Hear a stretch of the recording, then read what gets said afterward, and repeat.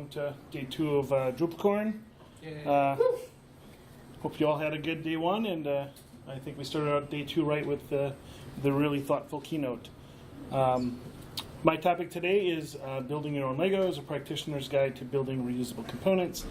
So what I'm going to do today is talk to you a little bit about how we at HS2 Solutions have built out our own component library, kind of some of the thoughts behind the architecture there, and then get into some of the nitty-gritty about some of the issues we encountered and how we solved those problems.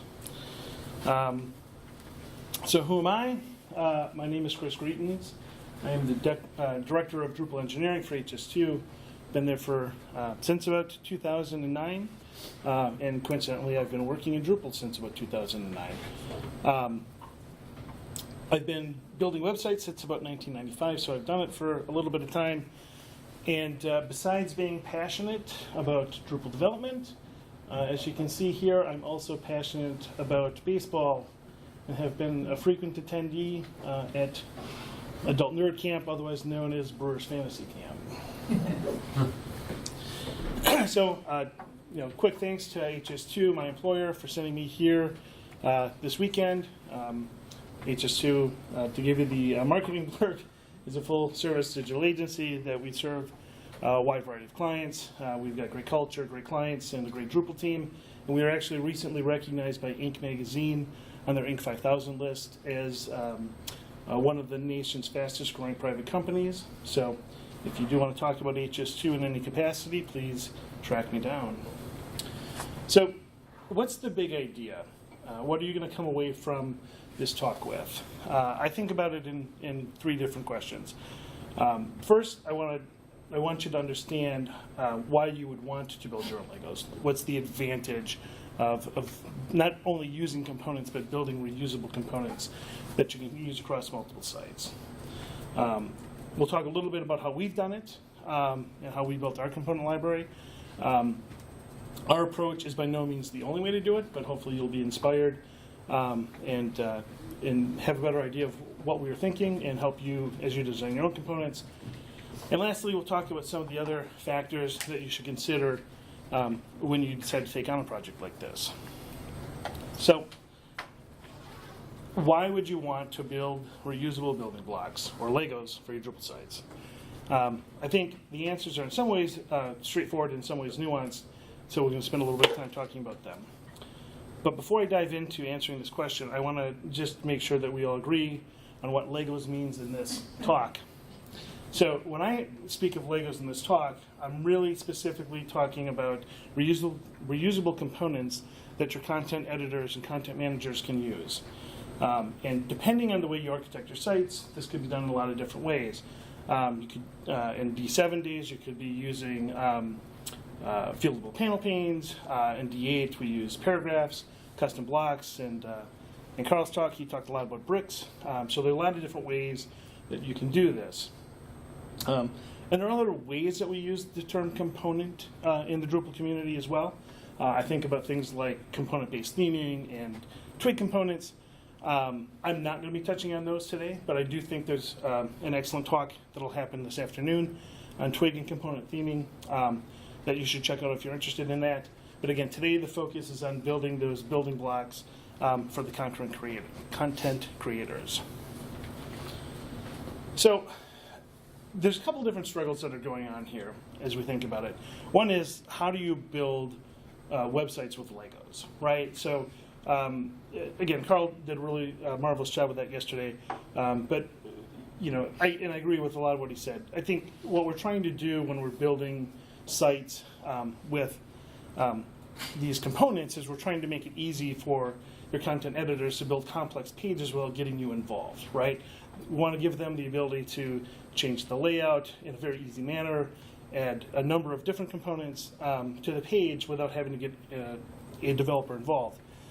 Then you take it to kind of the next level. So whether you work for an agency and you're developing large numbers of websites, or you work for a large organization and you're developing a number of different Drupal sites there, you want to have an ability to take your work and move it from site to site to site. If you can think about it, if you're not organized, when you build out your your components, you could find yourself building them individually on each individual site. And that leaves you a few different problems, right? What happens if I've built the components on half dozen sites and I want to fix a bug? Like how do you do that? It tends to be brute force, moving from site to site to site. Same thing if you want to add some features or functionality, right? I have to move from site to site to site to do this. Another problem with that is that I now need to have understanding of multiple systems. So if I have a Hero Banner component and it's built on a half dozen sites and there's 5 different implementations, when I fix a bug, do I know that my patch is going to apply to all those sites? And are you even sure that the fields are all defined the same way from site to site to site? So we really want to get to the point where we're building reusable components that we can easily distribute amongst the sites. It's the DRY principle, right? Don't repeat yourself. And besides being a good development principle, it's also going to save your projects time and budget, because you'll not be rebuilding these components over again. The one thing I'll say about this before I go too much further is the great thing about the Drupal community is that there are tons of modules available to us. So before you begin this process, you should really take some time to assess what's in the community. There's modules to build sliders and tabs, and there's like Bootstrap paragraphs that gives you a lot of different components if you're using Bootstrap and paragraphs. So you really have to think through it. Now for us at HS2, we decided that there wasn't the functionality that we wanted didn't even exist if we cobbled a bunch of modules together. So we decided to roll our own. And so there clearly, from a technical standpoint, are efficiencies to be gained. Again, having this consistent code base, so I have one place to fix bugs, I have one place to add functionality. But it also really helps your creative team, your experience design team. When you have a set of components that has a well-designed feature set, when your XD team is going through the process of design or conceive, they don't have to redesign these components over and over again, just like you don't have to build them again. And bonus points if your creative team builds out reusable components for their own tool set, so they don't have to build them every time. And so if you think about when the creative team is building a wireframe that includes a hero banner, they no longer have to explicitly tell you all the interactions that need to go with that hero banner, because we have a common language and a common understanding. They only need to document the differences for us. Another kind of advantage, or another reason why you'd want to do this, is if you have these pre-built components or Legos, the build team and the experience design team can really focus on what's important. We can really focus on things that are going to drive value for the site. Budgets and timelines are, believe it or not unlimited, so we really have to focus on what we want to spend and where we want to spend the time. And do you really want to spend that time on table stakes, or do you want to spend it on the features that are going to differentiate your site? So at HS2, we've been building Drupal sites for a number of years now, and we've been working on refining our approach to building Drupal sites, but we're always looking for more efficient ways to do things. We started working on a new platform for Wilson Sporting Goods a number of years ago, and we built out a new pattern to our repertoire during the construction of that site, and we called it the quilt. So a quilt is just a way to build rows with various size pieces. 1x1s, 1x2s, 2x1s, 2x2s. You see an example of it right here. And so we thought it worked pretty well. It was pretty well received by the client. It was well received by our creative team. And so we started doing talks internally with more people in the creative team, with some other developers. We even spoke about it at a conference, and we found that others kind of liked it as well. So just about that time, I had a couple of really talented developers that came free, and they said, Chris, we want to learn more about Drupal 8. What can we do? So I said, hey, let's build a quilt. Let's move it to Drupal 8. So I gave a couple of talented and ambitious developers an idea, and I got out of the way and let magic happen, which is a fine management technique, believe it or not. A few weeks after a few weeks, we have our Drupal 8 version of the quilt, and we're pretty excited about it. And we started showing it off again internally, and as luck would have it, there were a couple of creative teams that were working on projects, and they said, "Hey, we could use something like that. We know how to use it now that it's available to us." So that began our march to building out a set of reusable components. So, having done the Drupal 8 quilt, we decided that we needed like a more formalized approach, and we wanted to build up more Legos. So this was our approach. The one thing about doing things internally is a lot of times I have to wait for developers to free up from client work, and as luck would have it, everyone was busy, so I had some time to think. And during this time, while I was waiting for some developers to free up, I spoke to several of the creative people that had been on various Drupal projects, and the leads as well, and started to gather a list of the components that we were using. And not surprisingly, a pattern emerged. Over and over again, we were using the same components. I think there was a dozen or so that we identified, but things like hero banners and CTAs, testimonials, quotes, those types of things. But not only were the components common, right, but the ways to manipulate the components were common. The ways to style them were common as well. So, options like text placement and where to move the text, background images, carousels, colors, things of that nature were all pretty common. So we had a pretty good idea of where we wanted to build this. So, knowing what we wanted to build, now you have to think through how you want to build it technically. This was pretty early on in the Drupal 8 days when we got started, and so a lot of our thought about architecture was informed by what we were doing in Drupal 7. Most of the components that we built out in Drupal 7 were based off of fieldable panels panes. So we decided that we would use custom blocks in Drupal 8 to build them out. And then in Drupal 7, we were using field collections to group together all the fields and collect the information. And in Drupal 8, we had been starting to use paragraphs, and it seemed like it was gaining some steam in the community, so we ended up with this type of architecture. So in a general sense, in Drupal 8, we have these two pieces. We have a custom block, and the custom block holds the reference to the paragraph type, and then it also holds any styling and functionality settings that we need to operate on the component as a whole. This paragraph type holds all the content and the styling for each individual component. So let's talk through an example. If this was a hero banner, right, this custom block would have a reference to the paragraph type, which would be a hero banner paragraph type. Within that paragraph type, we'd have the headline, the subheadline, CTA, things like that, as well as some of the styling settings that we need. And the custom block would have a pointer to that, as well as anything else that we need to find kind of the global functionality for the component. So think of like a carousel and controlling what happens with your carousel when you have more than one hero banner.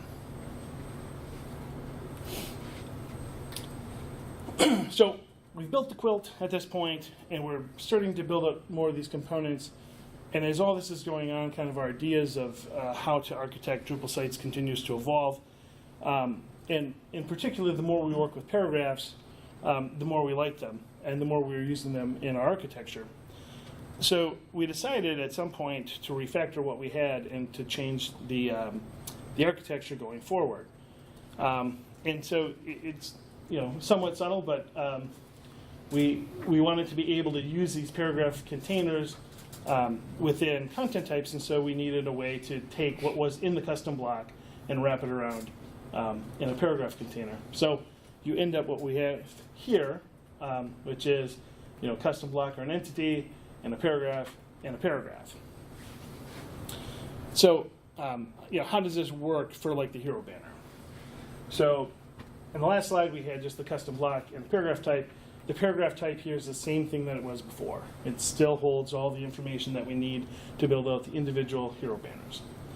The paragraph container takes the place of what was the custom block. So it has the pointer to, or the reference to the paragraph type, as well as all the carousel information that we need.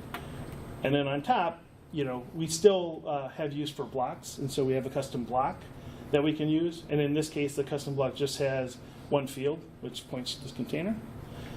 Or we can use it in an entity. We can build a custom content type and use paragraphs within that, and then point to a paragraph container there.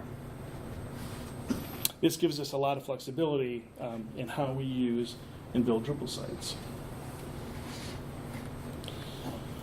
So, as we shift from the custom block paragraph model to the entity paragraph model, we lost some of the functionality that we needed. And specifically, with something like the quilt component, we have a bunch of JavaScript that we use in the admin to help guide the user, content editors, they're filling out the information. And when we were doing using custom blocks with a paragraph type, it was pretty easy because we knew the form ID, we knew the paragraph field name, so we could just use hook form alter, and we could attach the JavaScript library only when and where we wanted it. But when we shifted to entity paragraph model, this was no longer readily available. So what do? Well, you search the issue queue, right? And as it turns out, other people were experiencing our same issue, and there was a patch that added some hooks to the paragraph module, which allowed us to target the subform, which was great. It solved our problem. We did some refactoring, and all was good. Coincidentally, just shortly after that, the paragraph module was released, a new version of it was, and the solution in the release version of the module was slightly different, so we had a little bit more refactoring to do, but ultimately they added a hook field widget paragraphs form ultim hook. We'll be quizzing this later. But that allowed us to target and place the JavaScript exactly where we wanted and needed to. So that's a lot of talking about generally what we've done. So let's walk through an example of our hero banner and see kind of how we did this and what it all looks like, in the admin UI, and we'll take a look at some code later on too. So, as I mentioned before, entity paragraph is our architecture. So we need to define a couple of different paragraph types. So one of the paragraph types is this banner component paragraph type. This is our container that we use to hold all the component rows. And then we have the banner component rows paragraph type, and that's what defines all of our individual hero banners that we use in this component. So the container field, not super exciting, but as mentioned, we have a reference, an entity reference revisions field type that holds all of our slides, and that has, again, all the information that we need to build with the individual hero banners. And then we have about a half dozen or so fields on our hero banner that control our carousel. So whether you want it in autoplay, or you want to loop through, or you want to use fade transition, those types of things are all effectively available to the content editor. Coincidentally, some of our components don't have this kind of global functionality, and so you would just see one field in there. So the subcomponent, right, the thing that builds the actual hero banners, is a little bit more complex, as you can see here. In fact, this isn't even all of the fields that we have available to our content editors. And I divide these fields in a couple different ways. One is the actual content, so like the CTA, the headline. There's a subheadline and image that aren't here that are more content-oriented. And then we have a whole bunch of different fields that we use to allow content editors to really fine-tune how they want these hero banners to appear.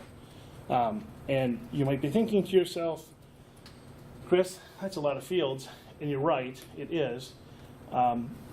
as we've built out our components with our clients, we tend to work with, let's say, sophisticated marketers, and they want really fine-grained control over how we're presenting a hero banner or how we present a quote. Or, as you can see, the quilt is fairly complex as well. So we have a lot of different fields that are here, and you may not need all of them in your hero banners. You may choose to limit the options and control the content experience even more. But for us, flexibility was key, and so it necessarily brings about a more complex user interface. So let's take a peek at that user interface. If I want to create a block, I go through my menu and I get to push the button that says let me create a block, and I'm brought to this screen. And in all reality, if you create a headline and you hit save, that's totally cool. You'll have a well-styled hero banner block. Might not be what you want exactly, but that's really the only field that you probably need. But we do give you the option of the headline, the subheadline. If there's going to be call to action, you can fill that out as well. If you want to dive into it a little bit deeper, you can click on the image drop-down, and you can add an image of Yogi Bear if you'd like to create your hero banner. Once you've kind of got what I would say is the content all set, now we move into the slides tab, and we can do a lot of different things with the text. So for our hero banners, we let the content editors control the width on the banner, how far that's going to go. We control the text position. So by default it's top left, but you can place it in any of, I think, 9 different positions. The text color, if you're the background of your hero banner is dark, you probably don't want a dark color. So you can switch that up. And you can also switch up the size of the headline. Image style is much the same way. We have a number of different image sizes that we have run into for use with a hero banner. So you can select one of, I think, 6 different sizes there. And you can change the background color if you want to a predefined background color, or if you are ambitious and hex, you can pick your own background color. So one of the other things that we've run into as we've built out, in particular hero banners, is that you don't necessarily want them to react the same way in your mobile breakpoint as you do on your desktop. So again, more things that you can do. You can change the image if you want. You can add a different headline for the mobile device if you want. You can drop the text below the image if you want. So again, giving them, full ability to control this component in all their breakpoints. So that's the banner slides piece of it. So again, lots of options, lots of ways to control things.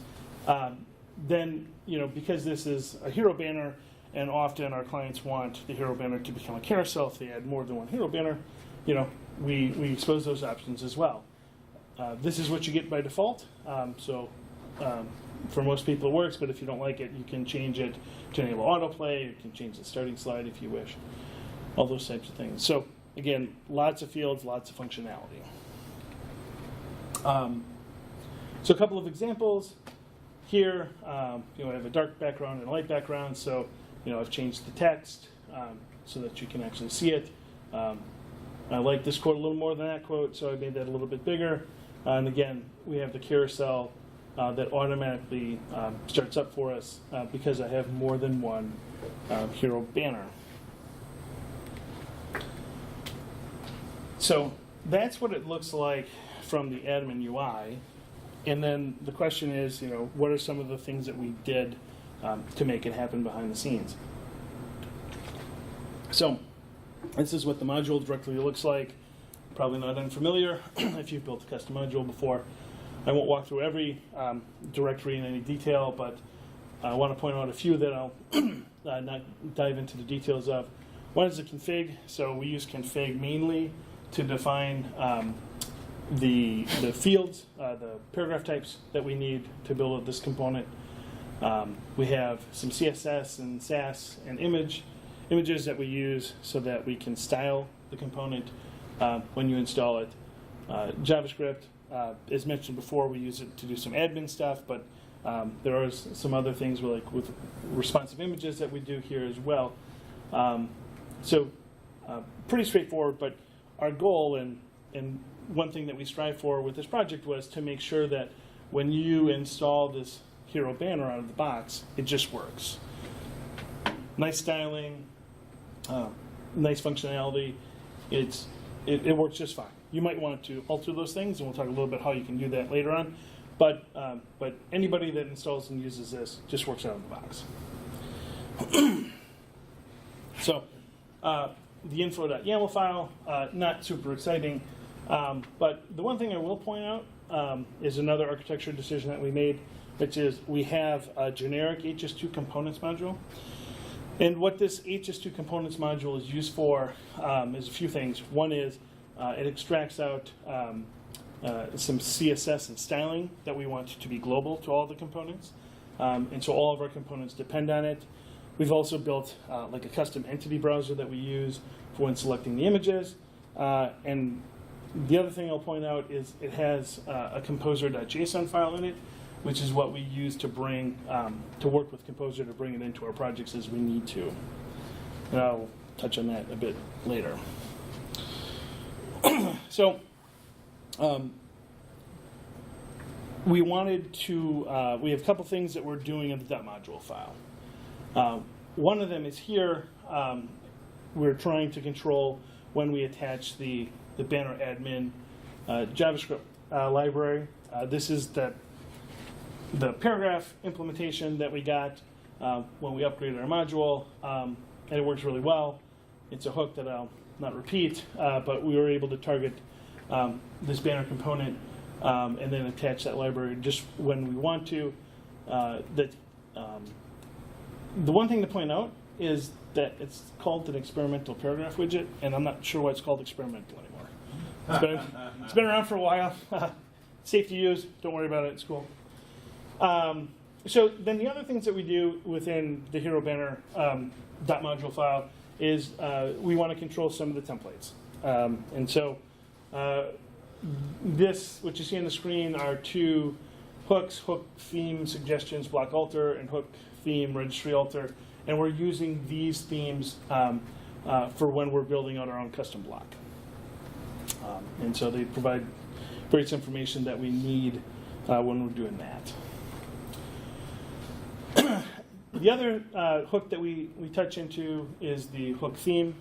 And three of these, this paragraph one and these two field ones, they're just there so we can override those particular templates and provide our own custom HTML that we want to. The one that is more important is this one here, the HS2 components banner slides. So this is where we're defining the template file that we use to build out the container. So let's take a look at that template file. It's not too complicated. At the top, we're working with our carousel, so we're checking to see if we should be using a carousel, and if so, we attach a library that we need, and then we're also setting some information regards to the autoplay and the dots and all that good stuff. And then down here, we're doing a loop, so now we're going to go through and get all the content, all the hero banners that we actually want to place on the page. And then we include another twig template within this guy to do that styling. And this is that twig template. Again, not super exciting. We're attaching some JavaScript if we know we're not in desktop-only mode. We've got our background image, headline, subheadline, all that good stuff. But this is what generates the HTML for each individual hero banner. So one last bit of code to touch on in general is what's going on in our source directory. And the gist of it is we've built our own custom field formatter for the components. And so we would use this custom field formatter on the container, and it helps us define exactly the HTML that we want to be spit out. These PHP files down here all define various services that we use, and the bottom three are things that we use within the custom field formatter. Not sure if everyone's built the custom field formatter before. Even I can do it, so it's not too bad. It's pretty easy. We're defining a class that's extending that formatter base class. And then we're implementing the container factory plugin interface class. And the reason we're doing this is so we can use dependency injection to get the services in to our field formatter. And at the top, we've got some annotations that just tell Drupal that this is a field formatter and that it's, this is its ID and what you want to tell us it is on the admin screens, and this is the field types that it can be used with.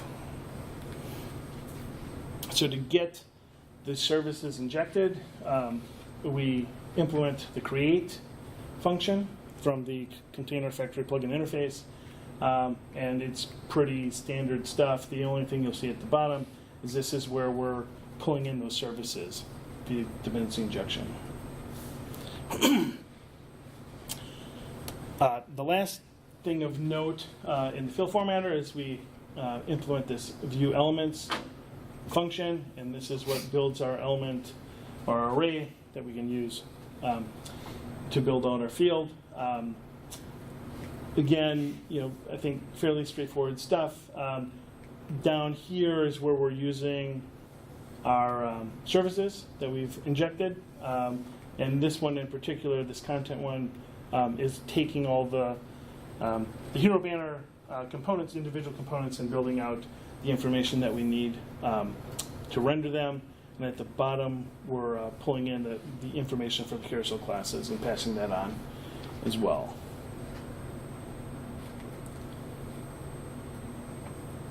Take a pause. Lots of code and things there. I think is good stuff. So I want to kind of switch a little bit and move from talking about the code and technically what we did to some of the things that you might need to think about as you're building these out.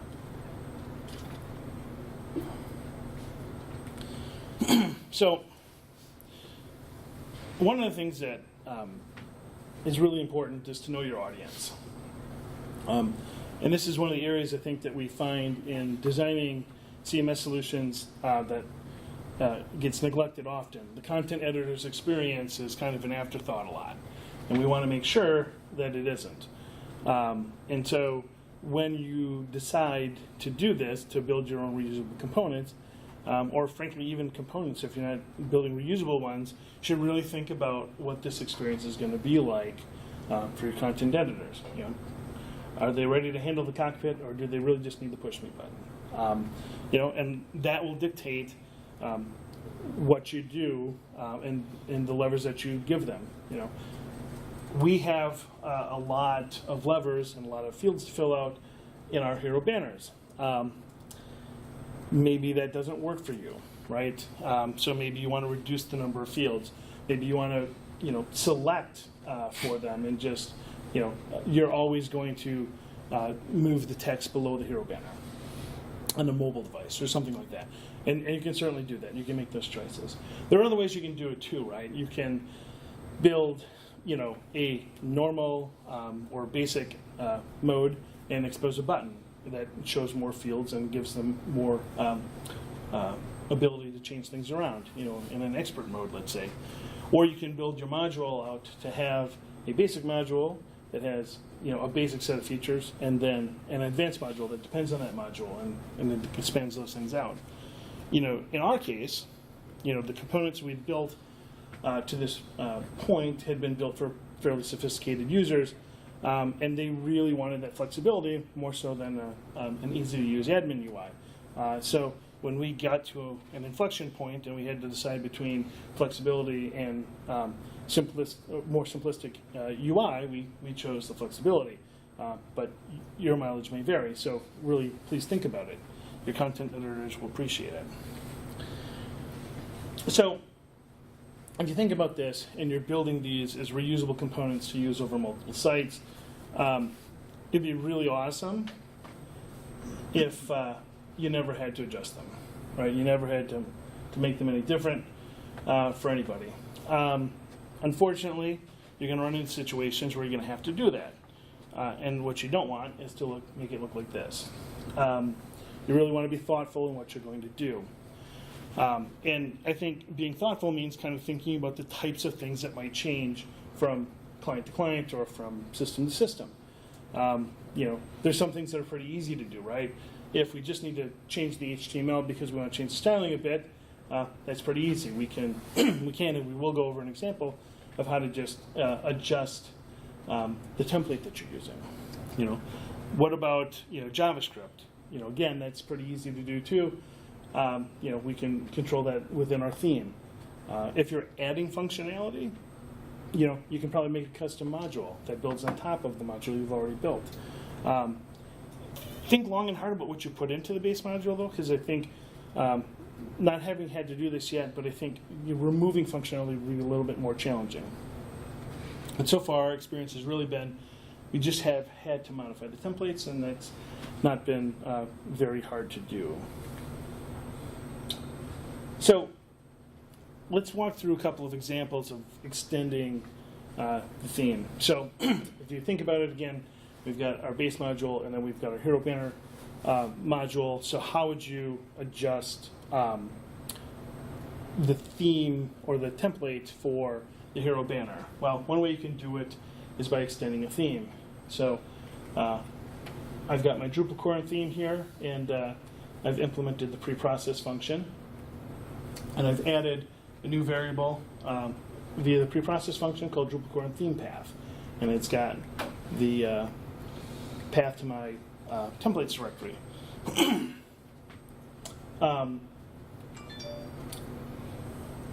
Then I can take my template file and I can bring it within my theme, and I can now make any changes that I want to make.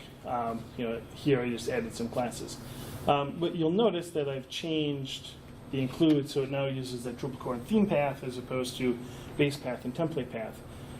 And this is kind of important. By doing the preprocess function the way I did, I would be really changing it for everybody. So I don't really want to. We have, like I said, about a dozen components, and I don't want to pull all those twig files in if I don't have to. So by changing that variable in the preprocess function, I can override this. I can choose which components I want to override. If you want to do it with a custom module, you can do that too. Again, preprocess, hook preprocess is your friend. Here I can actually target the hook a little nicer.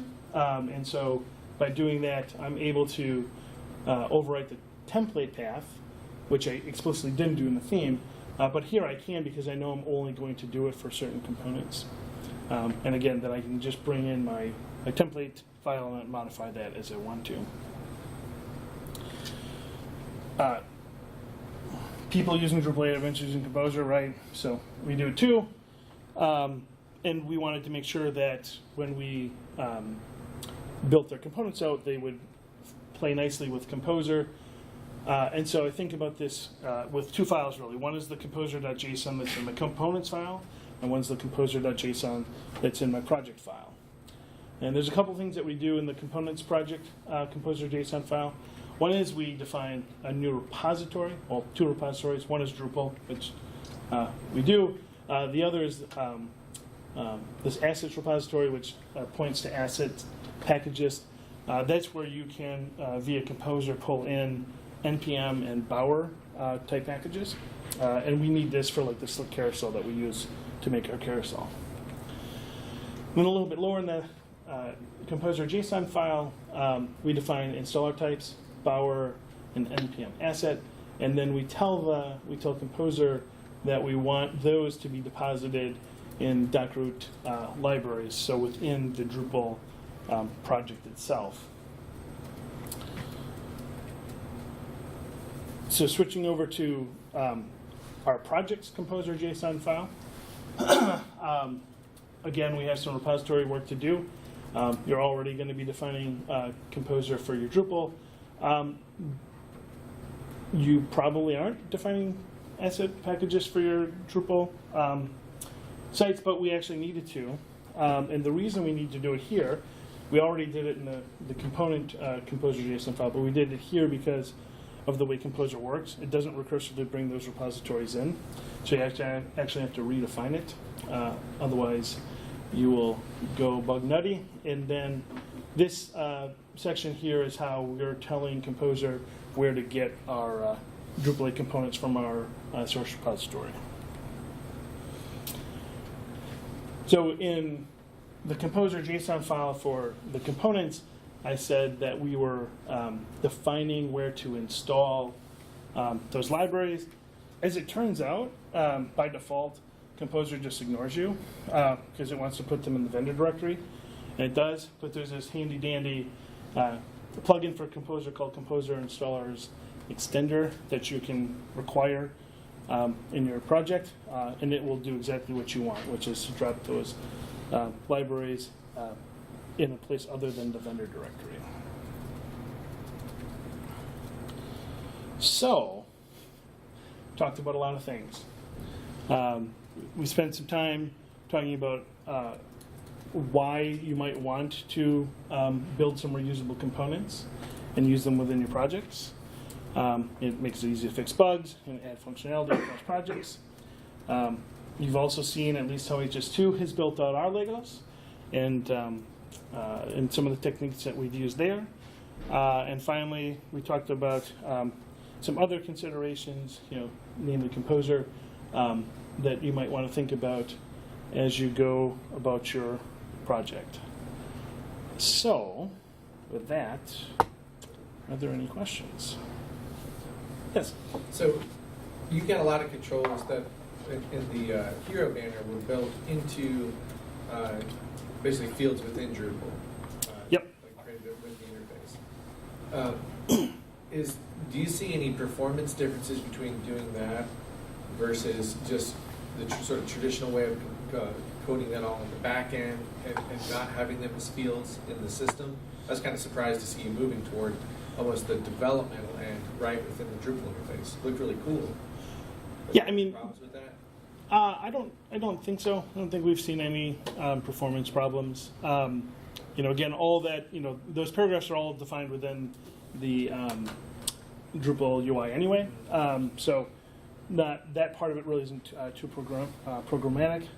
But no, I think the problems that we've run into more is the complexity of the user interface and how to hide some of that complexity while yet exposing that flexibility. Sure. Awesome. Super cool. Thank you. Anybody else? Yes, Chris?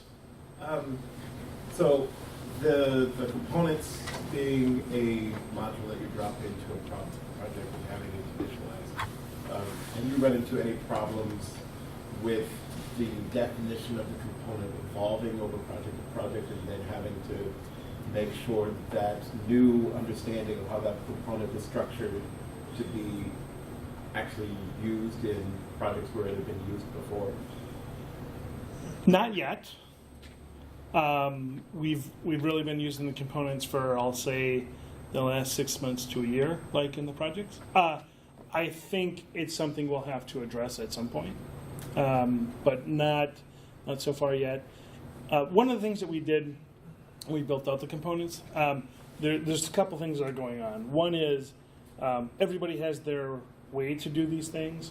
If I asked you what a quote component looked like, yours would probably be very similar, but probably a little bit different. And all of the components that we built for this project came out of other projects. It was kind of like let's standardize on these things. So we've had a good chance to work with our creative team to talk through those things. And so we feel like we're at a good point now, but I do suspect at some point when we try to build up like a new component that hasn't been vetted over a few projects, that we'll have some growing pains as we build it out. Sure. Follow up? Sure.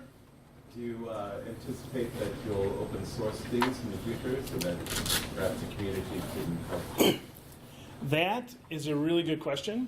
and it's actually a slide that I had cut out, but we can talk about it a little bit. It's actually an active conversation that's going on at HS2. We have a number of folks that are advocating for it very, I wouldn't say aggressively, but they're very actively campaigning to do it. We haven't decided to do it yet, but it's definitely on the table. And my concern right now is wanting to kind of make sure that things are settled and we're pretty happy with it. We've used it on a few projects, but a few data points isn't probably good enough for me. I just want to see a little bit more of what's happening and make sure that we're pretty comfortable with it before we turn it over. I will say this is our first step of bringing it out too. We're still Yes. learning, so Yep. yeah. Yeah. Exactly. Yes. I've got 2 questions. Will you be having your slides online? I will. Okay. And do you have maybe an example component that we can look at after the session?